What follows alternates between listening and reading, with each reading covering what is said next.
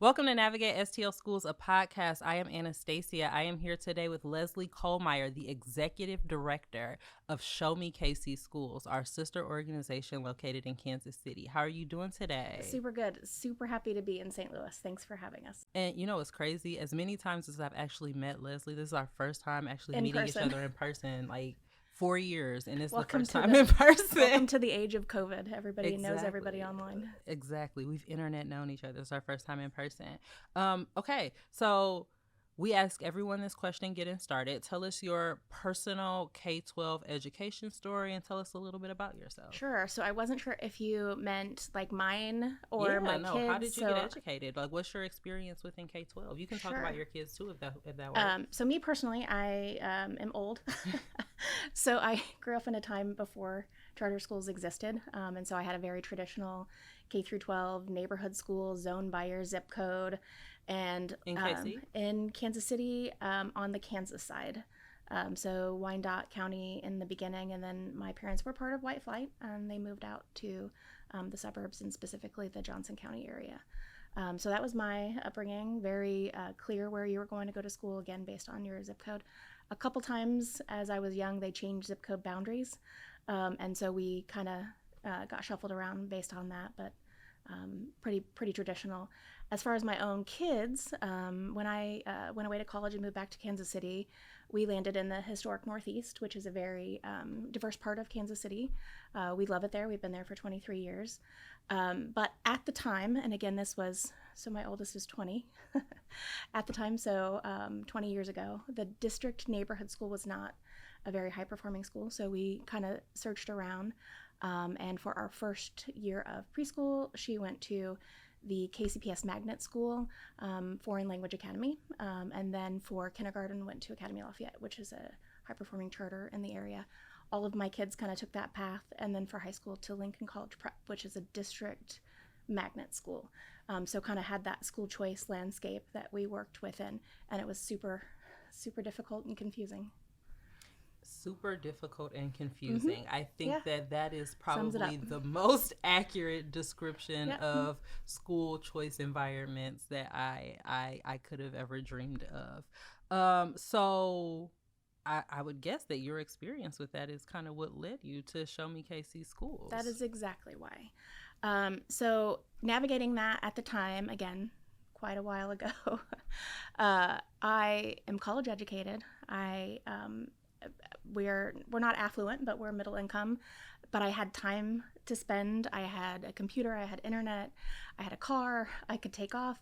And even that, like, I found myself crying at times, thinking, this is my child's future, and I don't understand how you get into these schools. I don't understand how you apply to these schools. There were different dates that applications opened, different ways to apply. 20 years ago, you had to drive to every school to apply. Nobody had online applications. So it was very confusing, and I thought, it is my duty to do something to change this. It took me a while to figure out what that would be, but knew that I needed to help the people in my neighborhood. So people know what Navigate STL Schools is, but what's Show Me KC Schools? We are almost identical to you, and I think kind of had a similar origin story where parents just said enough is enough and kind of tried to grassroots start those organizations. So similar to you, we have a website, and similar to you, we have one-on-one navigation services for parents. Again, navigating the landscape. Kansas City and St. Louis have very similar landscapes. We have almost exactly the same number of charter LEAs operating and the same number of buildings and the same strife with the district schools and the same number of district schools. And in fact, I think we also almost have the exact population of school-aged public school children in Kansas City that St. Louis does. So we should talk more often. I mean, we really should. A lot of the same work. So St. Louis and Kansas City are the only cities in Missouri with charter schools. We kind of highlighted some of their similarities, but what do you think are the biggest differences? I think glaringly the biggest difference is I think that you all have about 30, is that correct, % of your kids attending charter schools? Yeah, about. And Kansas City is 50-50. At 30%, there is a little bit more camaraderie between the schools. At 50%, it's all out war. I wish it was not, but it is very. It's a very highly charged political landscape. school choice, and I think you said that in your previous interview as well. And it becomes very difficult to do your job when you're trying to make everyone have a peaceful situation and focus on parents. Okay, so you guys are a little bit different from us because you guys actually host a Common App. What's a Common application? So we are in our 6th year, super excited about it, of the Common App. And I want to start by saying I give props where props are due. We did not create a Common App. The colleges have done this. That's where sort of the charter school landscape folks have jumped in and said we could do that too in the K-12 space. And in fact, the Missouri Charter School Association, which is located here in St. Louis, started us out about 10 years ago.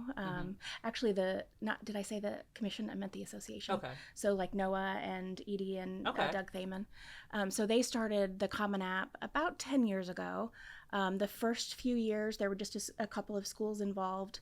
And then in year 3, we kind of asked if we could take it over and be more centralized in Kansas City, and they were happy to kind of hand that off to us. So our first year was, I believe, 2018, 2019, and we started out with 16 schools. Okay, so you mentioned the Charter School Association. Are there only charter schools on your Common App? Actually, no. So we've done a couple of interesting things. So we have 17 of the 20 LEAs participating in the Common App. We also have 2 private schools, and we were very intentional about choosing those schools. The first to come on board was Cristo Rey, which is sort of a non-private private school. So children earn their tuition through work-study programs. And so, again, it's a free public option that we wanted to make sure that parents knew was available to them. And then the second private school that we brought on was Plaza Academy, and we were also very intentional about that. Post-COVID, we saw a lot of kids that, I don't know the best word to use, perhaps I guess expelled would be the word for behavior issues, things like Safe Schools Act violations.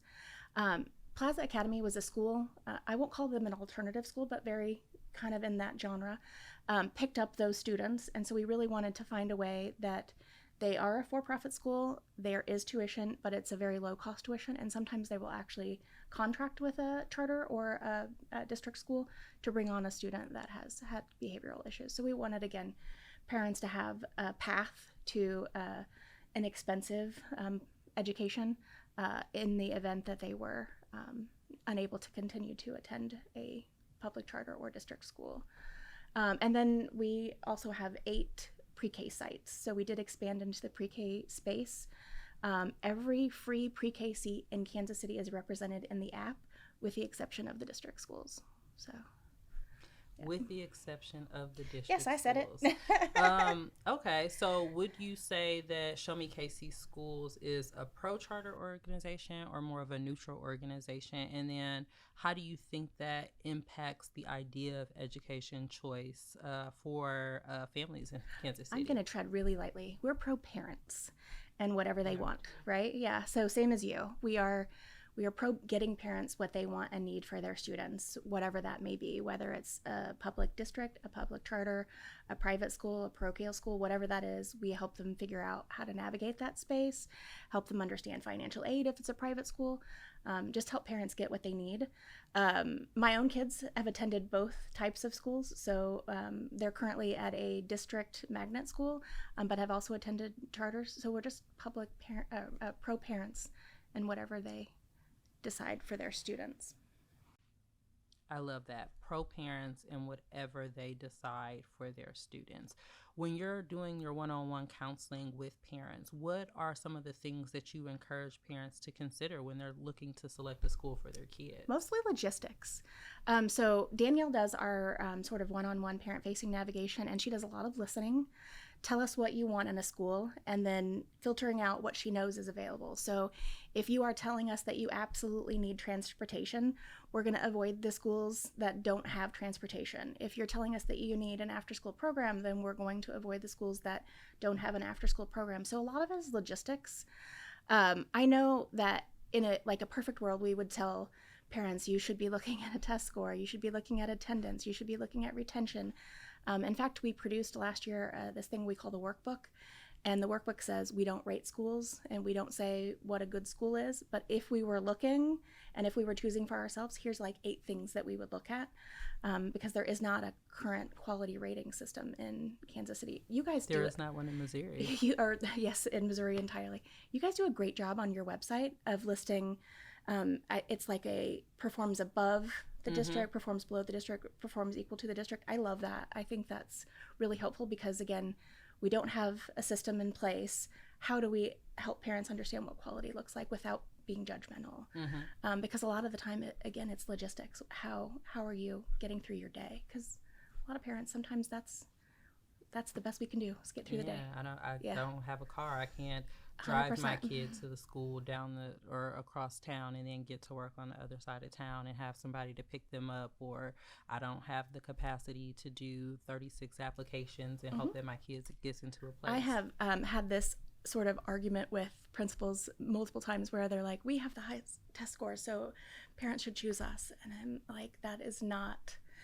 In a perfect world, we would hope that that's why parents would choose schools. It's not always. Sometimes it's because Auntie has kids that go there and she can pick them up after school. Like, it's about logistics. It's about how we manage our lives. Oh, you just said something that sparked something in my head. Like, that is crazy that a lot of people think that quality is defined by test scores. And I mean, like, love that your school has the best test scores, but what are your suspension rates? How do you handle discipline? What is your teacher makeup? How long do students tend to stay in your school community? What extracurricular activities that you offer? All of those things could be quality indicators to different families. We try to incorporate as much of that into our website as we can, but Show Me KC Schools has been around a little bit longer than us. So as you're thinking about quality and what parents are looking for and how you support schools and support parents and support kids, what's some of the feedback that you've received on your website and the information that you provide, and how has that kind of changed how you program over the years? So we actually just did a survey with Quality Schools Coalition, and one of the questions that we asked on the survey, and this is a survey of people who use the Common App. There's about 9,000 students a year that use the Common App. So we have a really good sort of test market for those surveys. About 1,200 people responded to the survey, and we asked, like, how would you measure quality? And test scores were nowhere on the list, right? So what parents answered was safety and sense of belonging. And are those things really that easy to measure? I don't know that they are. And what your idea of sense of belonging versus what my idea of sense of belonging might be different. So I don't know how we capture those things, which is part of the reason why we've always done like school tours.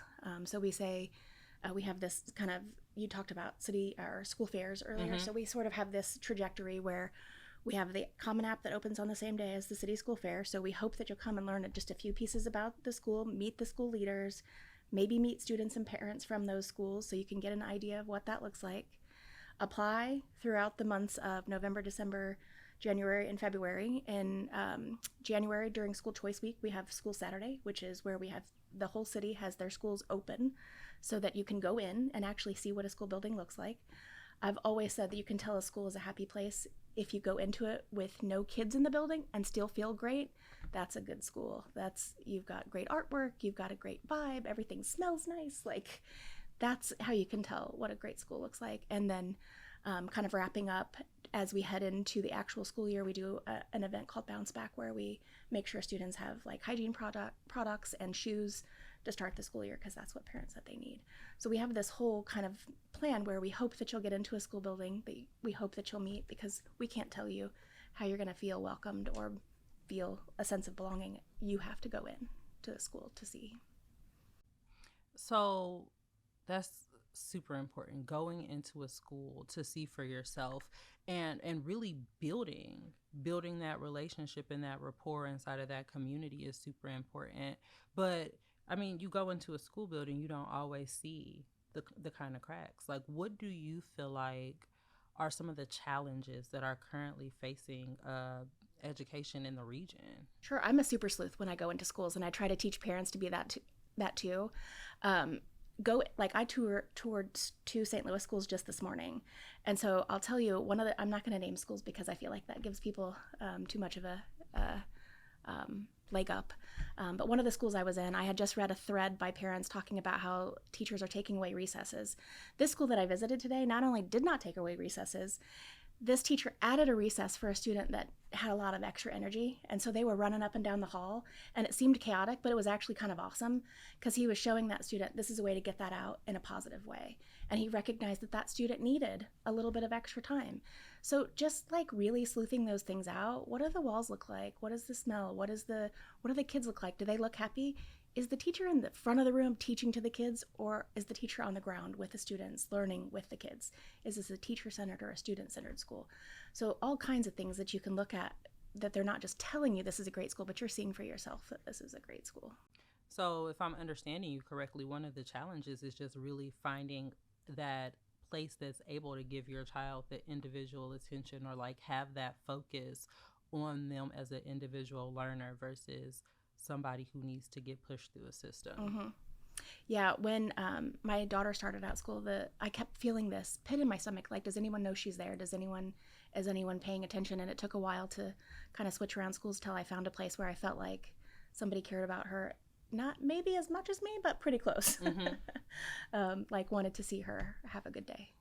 So we are in the process as Navigate STL Schools of really focusing in on our kindergarten readiness programming, which means that we're working with a lot of pre-K centers, a lot of Head Start centers, a lot of daycares to help those families transition out of that center into a kindergarten program that's going to be a good fit for their child.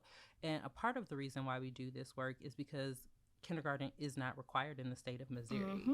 And I think that Show Me Casey Schools has taken this a step further by having those pre-K seats and early childhood education seats represented on your website. Can you talk to us more about your focus on kindergarten readiness in that part of the state? Yeah, the pre-K landscape is hard to navigate. I know that you already know this, again, because we're talking, there are free seats, there are sliding scale seats, there are subsidies, there's full pay seats. There are home-based centers. There's Head Start seats, the home-based centers, and then the home-based centers are the smaller organizations.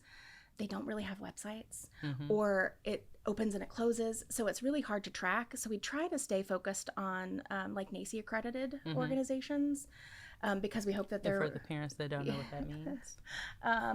It's basically an accreditation level that you receive from the state. It's kind of gives us an idea that they're doing quality programming within the school and that they might be around longer. Awesome. So kind of just staying focused on those organizations. And then again, within the app, we pulled in just what's free or sliding scale. We're not trying to promote somebody's personal business. We're trying to make sure parents have access to free or low cost seats. So that's what we're focused on with the app. We brought those pre-K seats in for a couple of reasons. Hopefully the legislation that's currently kind of being talked about in the state of Missouri for universal pre-K will pass. Fingers crossed. And we wanted to be prepared for when and if that does, so that parents had an easier way of navigating that. And that's just something that we'd heard from our funders and our community, that this kind of system needs to be organized and cleaned up similarly to what we did in K through 12.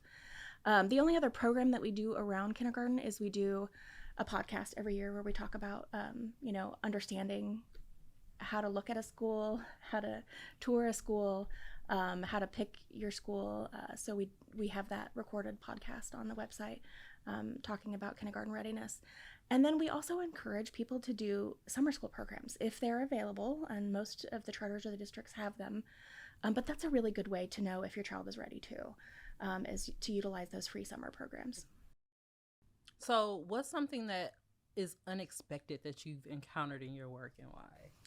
I guess just the political nature of the work. It's bizarre to me because here we have this thing that should be, like you talked about earlier, a right for our students. It is a right to have free access to public education. Why is this so politicized? And then looking at just, again, post-COVID, I'm going to get a little bit political here. I feel like we have these really weird systems. So post-COVID, we recognized that the private schools stayed in session. They had the Archdiocese organize a very clear path to returning to school safety that included, temperature screenings and cleaning, PPE, cleaning, all of it. Yeah. But here we had a disjointed system between the district and the 20 LEAs in Kansas City, and there were 20 different return to school plans. In fact, I remember the first one I got was from Tony Klein at University Academy, and the second return to school plan that I got was from Kirsten Lapari at Gordon Parks. And by the time I got the second one, I cried because it was like 36 pages. And here we have this principal trying to navigate a space where a student could die, a teacher could die, a parent or a grandparent could die if they returned in a way that wasn't safe for everyone. And they were navigating it all on their own. And there wasn't some big entity telling them how to do this. So my point with this is that we've created these very almost like caste-based systems where at a private school we're teaching the leaders of tomorrow. At a public school, we're teaching the doers of tomorrow. And I don't, and then you have your suburban schools that are teaching middle management. How do we get to a place where our public school kids are getting as high of a quality education and as equitable as an education as some of the students in private schools? And I will also preface by saying I love all 20 leaders of our charter schools and Dr. Collier, who leads our district school. They are very hardworking. They are very conscientious. They're very focused on equity. I just don't know that we have the legislation, the money to support the schools the way that they need to be supported. Listen, I think that one of the things that I'm super grateful for in St. Louis, there's an organization called Forward Through Ferguson, and when we do our staff meetings, we watch a video that they produced on the downstream effects of systemic racism, and we try to do this every year to kind of put in focus what is actually happening in our community in terms of the almost disparities. I don't know, have a better word, not even almost, the disparities, the differences between what it means to receive an education in the county versus what it means to receive an education in St. Louis City. And really what it is a tax base. And you want to talk about disjointment like that. I think that that's where a lot of it comes from, that the people with money do not want to share those resources with the people without it, and so they feel like they have the means to provide the best possible opportunities for their children, and everybody else should try to do the same thing but without their help. So my son plays football for the first time this year, and we have taken many bus rides out into some of these like Grain Valley, Blue Springs, like these rural school districts, and they have the top of the line football field. They have the bleachers, they have the concession stands and the outdoor bathrooms, and we're barely squeaking through at our schools. And it is, like you said, the tax base. Like, how do we make that more equitable? How do we spread money from the wealthier rural counties to everyone? How do we do that? Yeah, I think that that's a problem all through Missouri.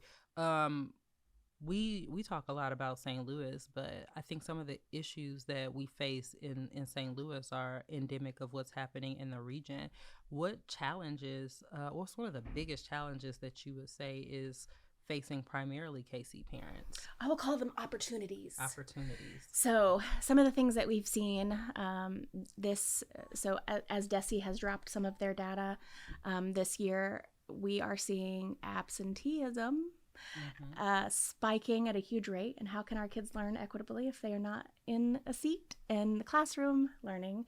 And I can't blame parents for that, because I know it's hard and I know we're all kind of struggling, but we got to get kids in school every day. So I think that's an opportunity for all of us. Are you guys struggling with bus funding also? Or? Oh my goodness. And I also would like to add, yes, buses, funding, drivers, like we can't get drivers. And so we do have a group working on some solutions in Kansas City, both through Parent Power Lab and through one of our council women, Melissa Patterson Hosley, has called attention to the problem and is trying to bring together like the KCATA to help find solutions with the district and the charters. So we have people working on solutions, but yes, it is definitely contributing to absenteeism, and we have some high schools with like 13% average daily attendance. Like, that's crazy to me. That's crazy. Yeah, it's bad. Again, I will not name schools. So that's bad. And then I would say the second thing that I think is an opportunity and a challenge for us is that we're kind of in Kansas City a little bit behind the times on what we're doing work-wise for market value assets, industry recognized credentials, real world learning for our high school students. because in my opinion, every single one of our high school students should be graduating with some sort of credential or some sort of dual credit, anything that puts them a leg up when it comes to their careers or when it comes to shaving off money that they're spending on college. So our high schools can do that. We have actually some really great programming through our district at Manual Tech. My two oldest kids have taken advantage of that. My daughter went through some cosmetology programming, and then my son went through some engineering programming. And he actually has 2 IRCs through that programming. But it's just not IRC. Industry recognized credential. Sorry, I should never use acronyms. But it's basically a credential that they can go and look for a job and put it on their resume and say, I already have this. So for my middle, it's like an OSHA certification. So those things we can do to help our students, and I don't know that we do enough of them. And again, I think it's partially because of our fragmented system. Yeah, I always struggle with my role in this organization because we don't do anything. Like, we're a third-party nonprofit. It's not my job to change the district. It's not my job to change charter schools. It's not my job to promote for any type of school, for any type of family. It is my job to ensure that the schools are accurately represented as they exist today and that families have access to that information so that they can make decisions.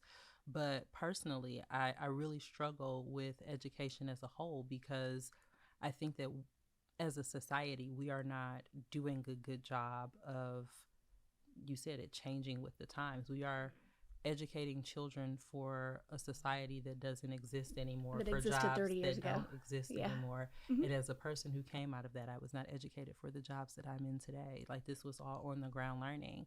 And so I really love what you said about shifting toward industry focus. Not that we want third graders to be, learning how to work at a factory or anything, but like, how do we build those critical skills, and how do we help parents in the expanse of the current landscape? This is the question. How do we help parents in the expanse of the current landscape identify school programs or school buildings that are actively preparing their children to be citizens in the society that they're actually going to grow up in? Yeah, so we started that work. I'm in the same boat as you. Like, I'm trying not to mission creep. But I am also then trying to recognize where these programs exist. And to your point, they are programs within a school. Mm-hmm. And so that's where I kind of walked it backwards and said, we need to be doing like a podcast or workshops called Preparing for High School and Beyond. Because that high school decision where you're going to high school is kind of big, right? Very big.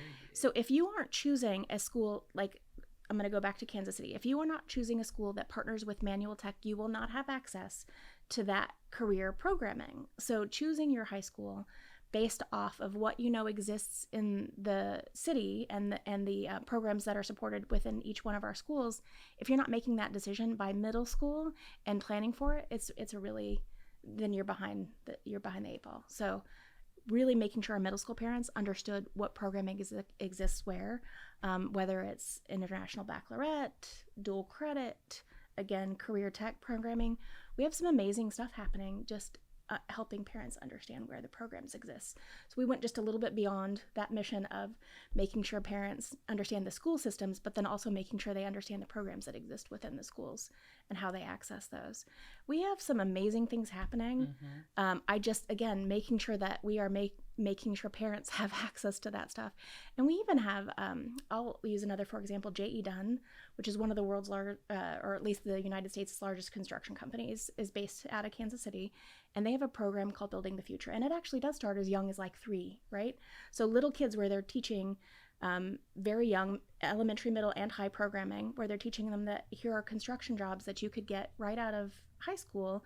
Here's how to get them. Here's, get some interest in them because it's a growth industry. You can start making $75,000 a year. Like, that's the kind of program we want to see in the schools, not just being done by some of our businesses in the area. Mm-hmm. And I think that those things are super important, especially as we look at what educational debt has been doing to millennials in general. Who owes money for college?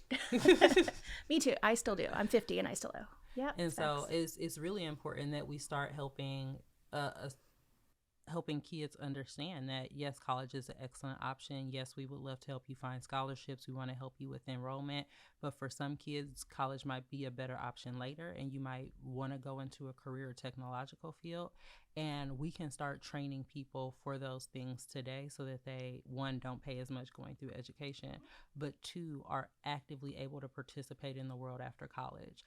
There aren't enough McDonald's for everybody to work at. We can't all survive on $7.50 an hour. And so we really have to start giving our kids better tools. And I do believe, like you said, that starts with how we are educating them. We talked a lot just around this idea of parent choice and of parent voice, and highlighted some of the issues that are existing in the school system as a whole in Missouri. My question to you is kind of what gives you hope for the future as we move forward? Every time I walk into a school building, I feel hopeful. Again, was in a school building last week and talking to a kid who's, just because he wants to, learning the longest words in the world. And I can't repeat some of I know that's what I said. And he was like, no, I've got so many better ones. Just they're very smart. I've heard them called the we not me generation. Mm-hmm. Like, they're very dedicated to equity. They're very dedicated to transparency.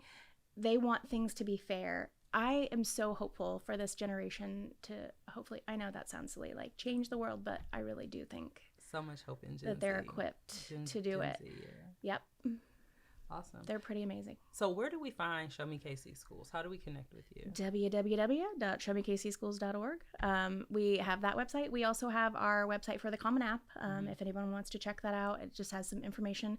We actually have really good data drops on that site, and that's www.schoolappkc.org. So that has data drops, including some data work we did with our local university, UMKC, on how parents have chosen how far past their neighborhood school they'll drive, 2 to 3 miles, to get to the charter school of their choice. Like, that information is all located on that website. We did recently launch, because I know that you know what I'm talking about when I say we are a grant-funded organization. We spend 99.999% of our time raising funds to operate this organization. And my first thought was, how do we build revenue streams? So we did launch Show Me Spirit this year, which is a spiritware site where we partnered with schools. We keep 50% of the profits. 25% go back directly to the schools so that we're not cannibalizing any of their fundraisers.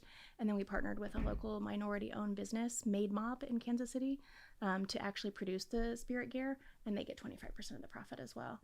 So it's a win-win-win situation, and it's also building pride in our city schools, because it's one of the things, again, I noticed when I was in those rural school districts. You go out, there's a sea of purple on this homecoming game, but this side of the bench is all different colors because there isn't a spirit wear unless you are in the sport. Booster Club, Booster Club, So we really wanted to start building awareness and spirit around all of the great options we have in Kansas City, and we wanted to support ourselves. Support ourselves, we really want to do. It is not the easiest thing in the world. We don't talk about that. One of the reasons why we really wanted to talk to you today was, I think that sometimes it could be really isolating doing this work. It could be really isolating for parents to feel like, I made the wrong choice with where I decided to live. And we just really wanted to highlight that some of the issues that are facing St. Louis families are really facing a lot of families in the region. And we're highlighting Show Me KC Schools, but I think that a lot of rural districts experience some of the same kind of things, even though they don't have charter schools. They experience some of the same kind of systemic issues when it comes to public education. And it's really refreshing to know that there are people that are in this state that are really focusing on helping to improve the way that people access public education. We can't change the system right now, but if we can improve access, then hopefully we can help expose someone to an option that's going to put their kid in the best academic space possible. And I just wanted to thank you for the work that you do. And recognizing that parents have power. Yes. So much power, and they don't even realize they do. So just activating those parents to speak out, to join in, to take part in whatever is happening at their school and their child's education, and knowing that they are allowed to go into a school building, they're allowed to have lunch with their kid, they're allowed to tour a school, and they're allowed to ask questions, and they're allowed to have accountability given to them. Yeah, 100%. Awesome. Thank you so much for talking with us today, Leslie. Thank you guys for listening. It's been Navigate STL Schools, a podcast. Until next time.